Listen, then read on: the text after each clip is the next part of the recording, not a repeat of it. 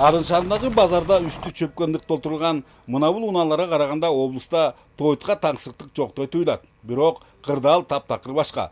Жергиликтүү фермерлердин билдирүүлөрүндө быйыл чеке жылтаарлык түшүм жыйналбады. Ушул эле аз келгенсип күндөн күнгө күйүүчү майдарга баалар көккөлөп, ал кандайдыр бир деңгээлде чөптүн кымбатташын шарттоодо.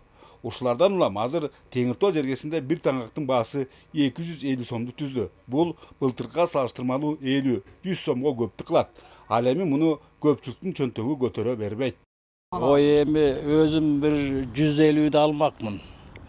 Бирок пенсияда болгондуктан ага мен шартым келбейт. Арзандатып беребиз дегендер бар. 5 сомго арзандайт экен, 5 сом деле тагдыры чечпейт да.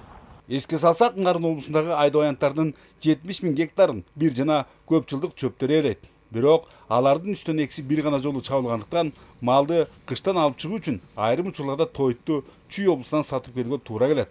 Эгер азыр эле бир таңак чөп 250 сомго бааланып жаткандыгын эске алсак, жылдын суук, катаал мезгилинде анын асман чапчыры турулуу. Анткени Тойт топтого кеткен азыркы чыгым буга чейинкилерине караганда дээрлик 2 эсеге арбын. Мисалы, өткөн жылы күйүүчү майлардын 1 литри 30-35 сомдон болсо, бүгүн 50-55 сом. Көкөйгө көкташта тиген көйгөй ушу менен эле бүтүп калса жакшы го. Көйгөйлөр болсо запчастар аябай кымбаттап кетти, 2 эсе кымбаттады. Мурун 400-500 сомго алгандар 1000 сом, 1200 сом болуп кетти. Май азыр бизде жасын алып койсо 50-55тен. Чөп быйыл суюк, чөп аз, аябай аз, жылдагыдан 50% аз. Техника демекчи. Нарын облусу боюнча быйылкы Тойт топто өнөктүгүнө 242 пресс-подборщик жана 489 жатка чөп чапкыч тартылган.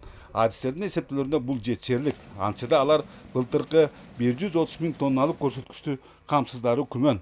Мындай пессимисттик маанайга аба ырайынын кургакчылдыгы жана мунун кесепетинен айрым жерлерге сугат суулардын жетпей калгандыгы түрткү. Демек, облус бийлигинин Тойту сыртка чыгарууга чектөөлөрдү киргизиши жөндөйдөй. Жанагы башка жака чыгып атат дегенде баардык ошо акимдерге тапшырмалар бергенбиз. Жер жеринде айыл-өкмөттөр менен иш алып барып түшүндүрүү ишин жүргүзүп, мындай иштерди алып баргыла деп. Ошол боюнча иштерин алып барышты. Бүгүнкү күндө сыртка эч ким саткан жок. Баягы сатуу иши ич-чара өздөрүнүн айылында, районунда сатуу иштерин жүргүзүп атышат да. Сыртка чыккан эми биринчи учурларда болуп кетти.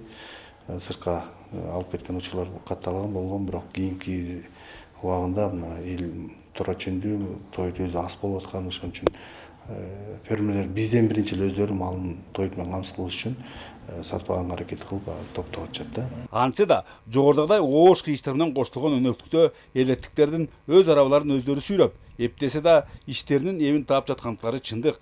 Антишпесе алдыдагы кышта 4 түлүктү тоюндуруу тоодой түйшүккө айланары бышык. Бөлөкбай Шеримбеков, Нурсултан Болотбеков, Мирзат Муталипова, ЛТР, Нарын району.